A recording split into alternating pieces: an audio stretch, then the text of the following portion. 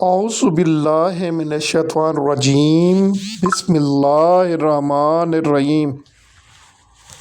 میں محمد سلیم اختر قریشی سجادہ نشین دربار عالیہ حضرت سلطان یوکتال رحمۃ اللہ علیہ آپ سے مخاطب ہوں۔ ہمارا آج کا موضوع ہے حضور اکرم صلی اللہ علیہ وآلہ وسلم کے معجزات۔ یوں تو ہر نبی مکرم کو معجزات سے نوازا گیا، لیکن حضور اکرم صلی اللہ علیہ وآلہ وسلم پر حجت تمام ہوئی۔ آپ صلی اللہ علیہ وآلہ وسلم کے چند معجزات بیان کرتے ہیں۔ آپ صلی اللہ علیہ وآلہ وسلم جس پانی میں لعاب دہن ڈالتے وہ میٹھا ہو جاتا۔ آپ صلی اللہ علیہ وآلہ وسلم کا سایہ زمین پر نہیں پڑتا تھا۔ آپ صلی اللہ علیہ وآلہ وسلم کو کبھی جمائی نہیں آئی۔ آپ صلی اللہ علیہ وآلہ وسلم جیسے آگے دیکھتے تھے ویسے ہی پیچھے دیکھ سکتے تھے۔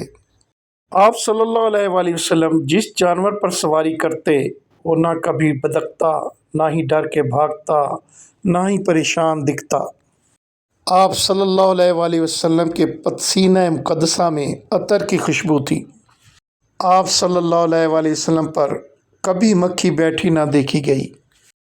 آپ صلی اللہ علیہ وآلہ وسلم ہجرت کے موقع پر جب غار ثور میں تھے تو غار کے منہ پر کبوتروں نے انڈے دے دیے اور مکڑی نے اپنا جالا بنا دیا۔ ایک یہودی کے سوال پر آپ صلی اللہ علیہ وآلہ وسلم نے درخت کو اپنے پاس بلا لیا۔ وہاں آج بھی مکہ میں مسجد شجر موجود ہے۔